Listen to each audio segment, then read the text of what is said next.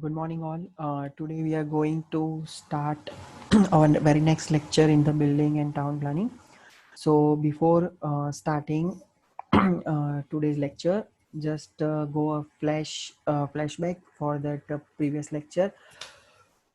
In the previous lecture, we were discussing about the what is the National Building Code and how the building bylaws gonna shape that particular building in any region or area, or we were discussing about what are the building components and what is a town planning component. So in the today's lecture, let's start with the classification of building. Okay, so there are the different types of building as per the National Building Code of India. According to National Building Code of India SP 7 1983, buildings are classified based on the occupancy as per the following. Okay, so there are the different types of classification like the residential building, educational building, institutional building, assembly or institutional building, buildings, business buildings, mercantile buildings, industrial buildings, storage building, and hazardous building. Okay, so let's take a step by step that what is called residential building.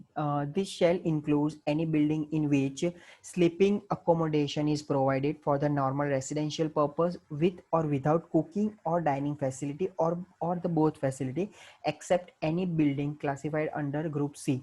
Okay, so it is any building which provides a sleeping accommodation. It's called the residential building. So there are the different types subdivision in the residential building, like the rooming houses or a single room building, one or two family private dwellings, detached bungalow, semi-detached bungalow, dormitories, apartment houses, hotels. Okay, so this all type of the buildings are called the residential building, which provide the sleep accommodation with or without cooking or dining facility. Okay, so next one is a educational building. That shall includes any building used for the school, colleges, or daycare purpose involving assembly for instruction, education, and recreation, which is not covered by Group D. Okay, so any building which are used for the school, colleges, daycare purposes involving assembly for instruction, education, and recreational, in which and in which is not covered by the Group D. So this is called the educational building. Next one is an institutional building. This shall includes any building or part thereof which is used for the purpose such as a medical or other treatment or care of persons suffering from physical or mental illness, disease on infirmary, care of infants, convalescent and or aged person, and for a panel or correctional detention in which the liberty of this inmate is restricted.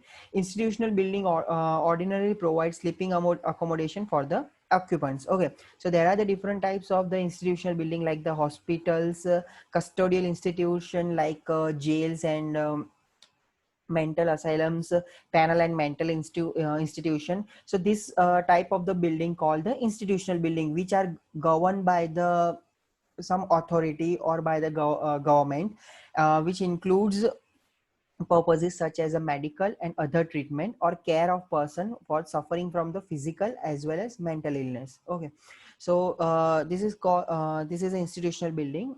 Next one is assembly building. That shall include any building or part of a building where group of people congregate or gather for the amusement, recreation, social, religious, patriotic, civil, travel, and similar purposes. For example, theaters, motion picture houses, assembly halls, auditoria, exhibition hall, museum, skating rings, gymnasium, restaurant, place of worship, dance hall, club rooms, passenger station, and terminal of air, surface, and marine public transportation services, recreational piers and stadia, etc. So building is nothing but where the people are gathered in the more number for the amusement, recreational, social, religious, patriotic, civil, travel, or similar purposes like theaters, exhibition halls, dance hall, restaurant, and so on. Okay, There are the different types, sub classification in the assembly building. D1 type building have a theoretical stage and fixed seat for over 1000 per person. D2 building having a theoretical stage and fixed seat for less than 1000 person. Building without a stage having accommodation for 300 or more person but no permanent sitting arrangement. D4 building without a stage having accommodation for less than 300 people. And D5 all other structure designed for assembly for people not covered by the subdivision from D1 to D4. So in the D1 building, there is a fixed stage and fixed seat of for over 1000 people. In the D2 building, there are a theoretical stage and fixed seat for less than 1000 person. In the D3 building, there are no particular stage and accommodation is limited to 300 people or more, but not having a permanent sitting arrangement.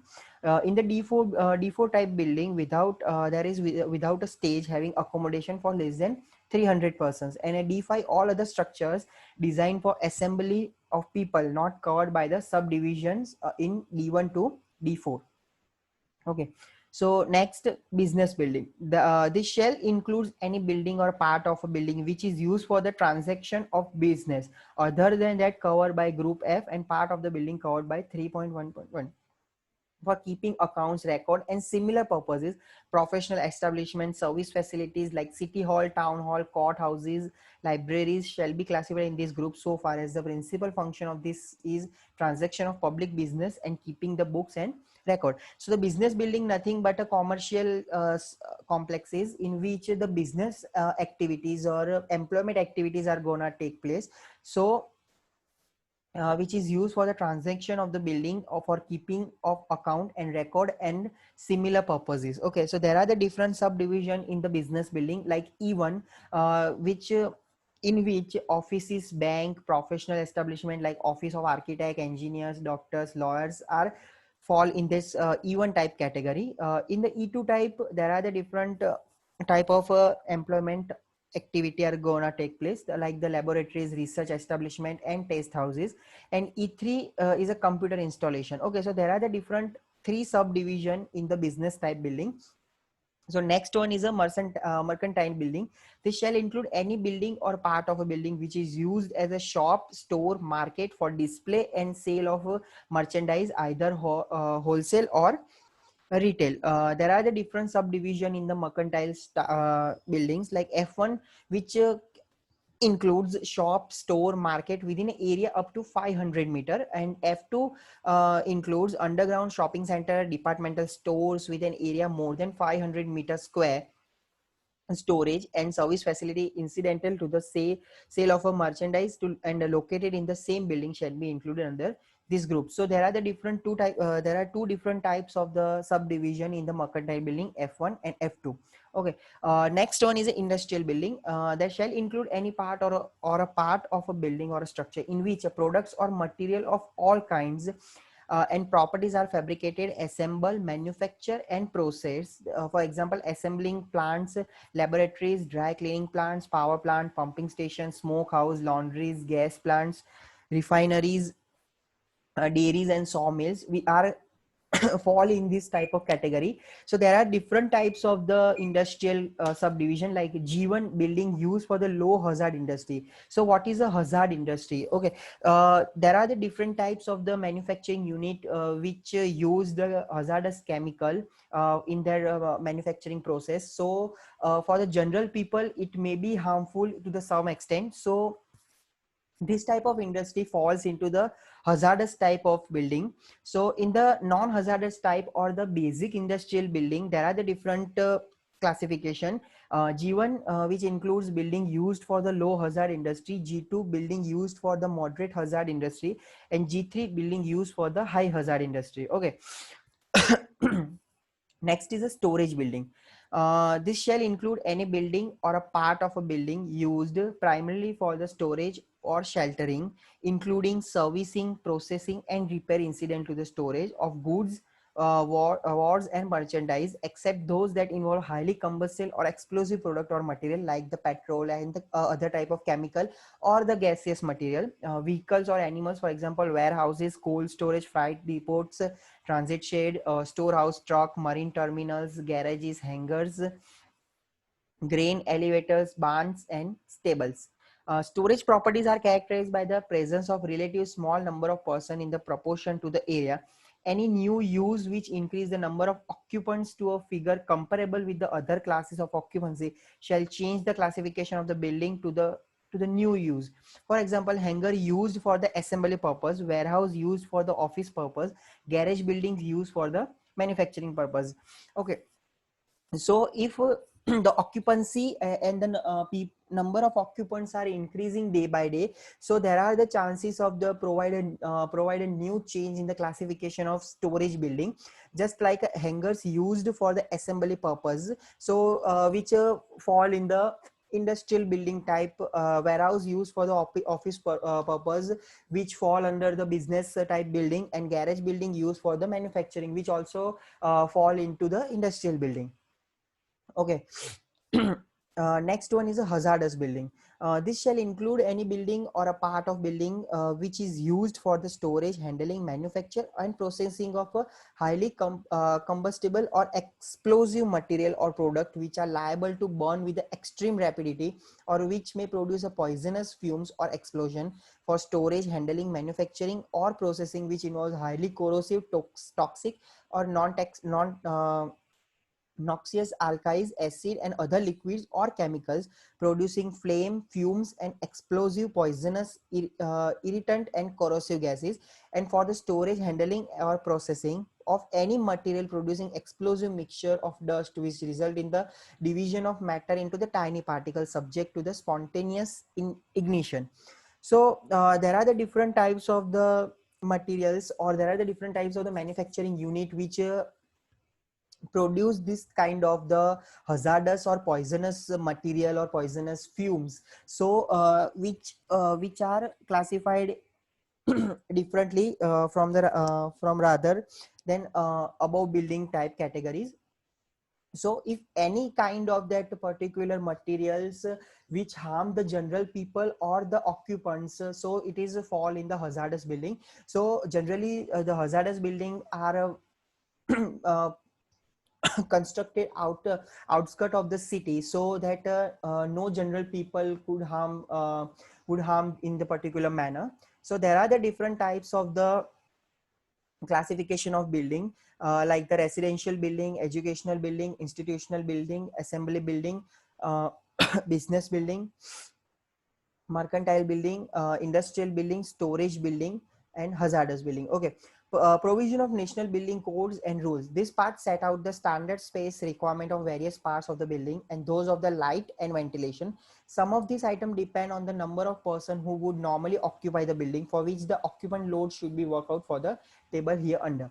So there are the different types of the occupant load calculation are given. So if any residential building, the occupant load per 100 square meter of a plinth or covered area is 8 meter. Okay, in educational there are 25, institutional 6.60, assembly with a fixed or loose seat 166.6. So this is a kind of a reference which are given by the national building code. It is not necessarily that provide is or stick to this number, but for constructing that kind of facility or that kind of building, just provide the minimum criteria which are given in the national building code. So there are the different types of the national building codes which are available for the structural facility, for the architectural composition, for the lighting system, for the ventilation systems. So for the structure system, there are the IS code 456 or 800 which are given by the national building code, which also identify the various factors or various methodology which are included in the construction of the building. So there are the different types of the space requirement. Okay, the first one is a main building. The plinth or any part of a building or outhouse shall be located with respect to the average road level from the site, so that adequate drainage of the site is assured, but at not height less than 45 centimeter. So the main building are located from the above average road level, so that adequate drainage or a drainage pipeline are to be provided. Next one is the interior courtyards, covered parking space, and garages. This shall be raised at least 15 centimeter above the surrounding ground level and shall satisfactorily drain. Habitable room size width. Okay, so there are the different types of the rooms, like habitable kitchen, pantry, bathroom, water closet, combined bathroom and water closet, store, projection rooms, canopy rooms. So there are the different minimum requirement for the plot size, which are below 50 square meter or above 50 square meter. So just go through that particular classifications, that what are the minimum size and width required for construction of that particular kind of facility or occupancy. Okay, just take an example like that. If we want to construct a kitchen in a residential premises, which plot size is up to 500 square meter, so the area required 3.3 square meter, width 1.50 meter, and height is 2.75 meter are required. So this is a minimum criteria which are given by the National Building Code. But if you have more amount of area or more size of the plot, so that you can provide as you can provide as big as that particular size, but just stick to that. You cannot provide less than this type of the projections. Okay. Okay, so in the previous lecture we know that what is a building bylaws, so I will skip this. So there are the different types of the definitions which are going to affect. The first one is an alley, a narrow street or passage between or behind the buildings. Okay, so what is called the alley? A narrow street which are to be provided, just a moment, which a narrow street or passage between or behind the buildings. Okay, next is a alleyway. Alleyway is nothing but a proper passage which defines the roadway between two buildings or two road. It's called the alleyway. The next one is an arcade, a covered passage at the side of the building. Next is back, an outside area behind a house or other building. A backyard, in the general term we can say that a backyard area behind a house covered with a hard brick or stone surface. Backyard, the area behind a house often used to construct a small simple building for people to live in. So we see that in majority of a bungalow there are the backyards, and there are the servant quarters are to be constructed. So this called the backyard. Blind alley, a narrow path between or behind the building that is closed at one end.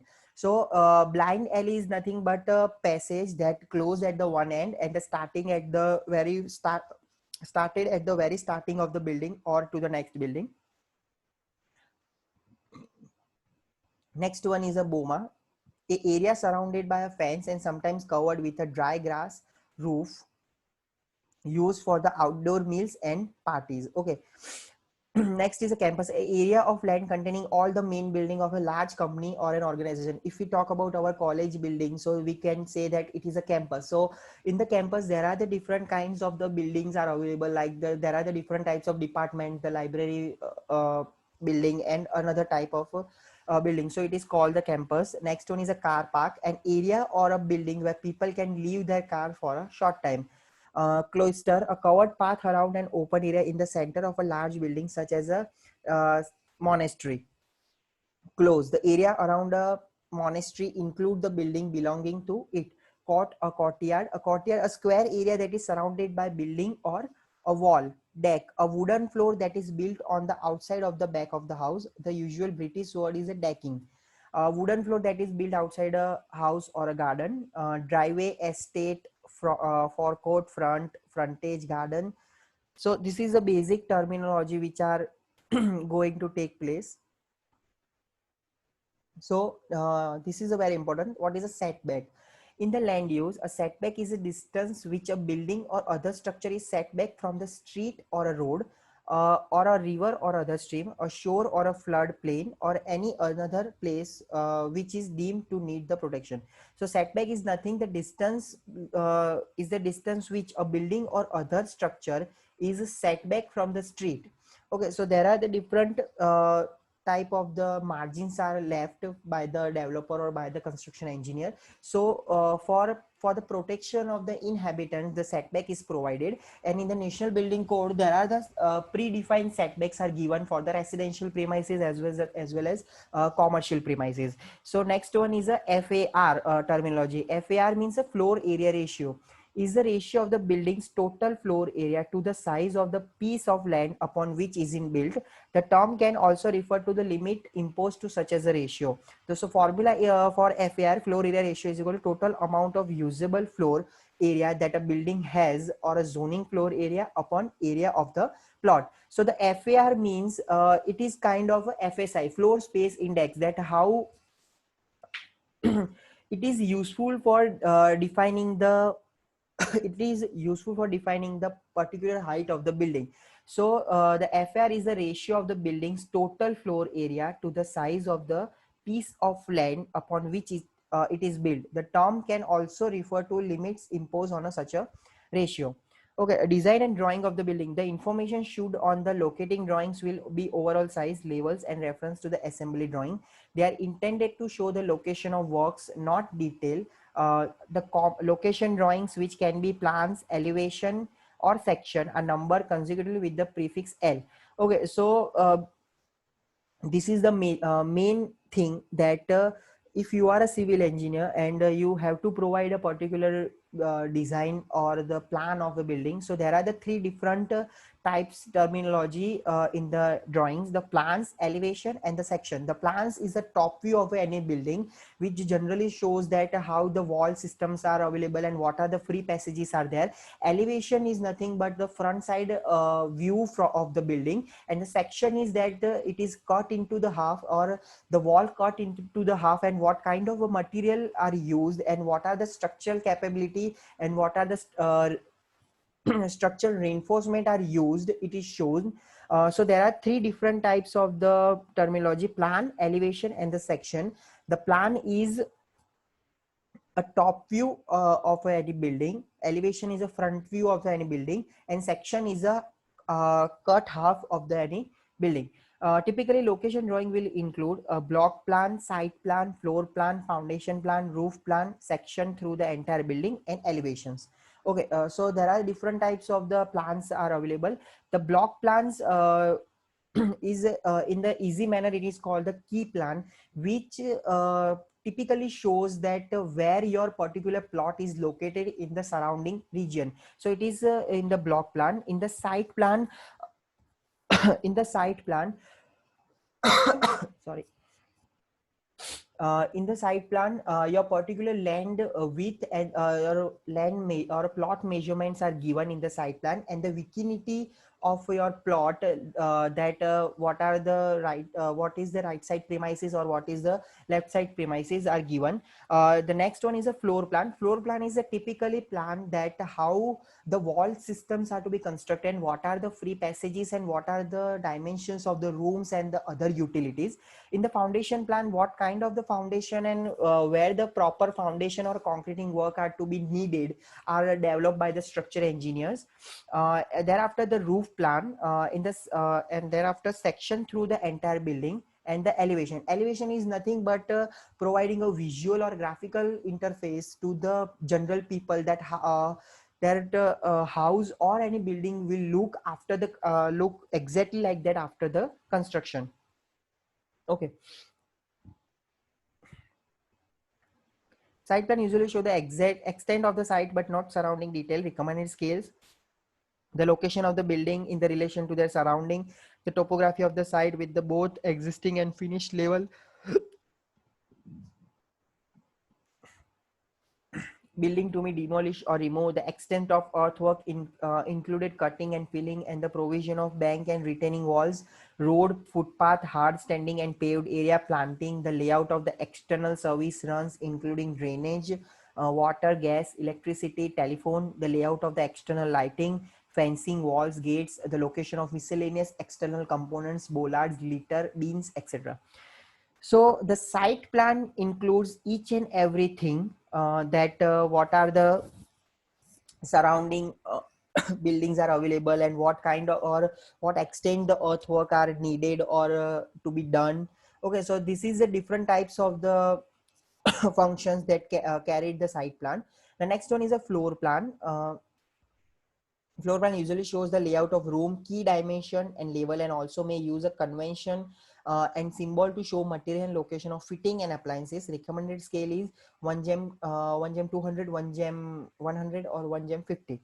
Design concepts and philosophy. Philosophy of design is a study of or assumption, foundation and implication of design. The field is defined by an interest in a set of problem or interest in the central or foundational concern in design. In addition to this central problem of design as a whole, many philosophers of design consider this problem as they apply to a particular discipline. Although most practitioners are philosophers, several prominent designers and artists have contributed to the field. For introduction to the philosophy of design, see the articles. So this is a kind of a floor plan. So this is the kind of a floor plan which includes the dimensions of the room and what are the key parameters which we are going to consider, like the dining, garage, master bedroom, porch, great room, bedroom, study room. Okay, so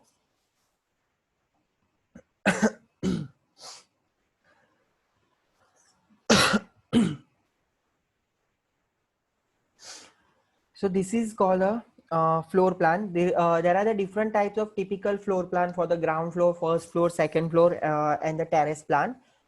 Okay, so the next one is okay. So we are ending our today's lecture. In the very next lecture, we will gonna see that what are the principle of architecture and what are the principle of planning. Okay, so just to take a brief look on the principles. Okay, so there are the principle of planning. So the different types of the principles are available. So in the very next lecture, we gonna see that different types of the principles of planning as well as the principle of the architecture. Okay, so if you have any queries, just drop a message for that particular section. Okay, thank you.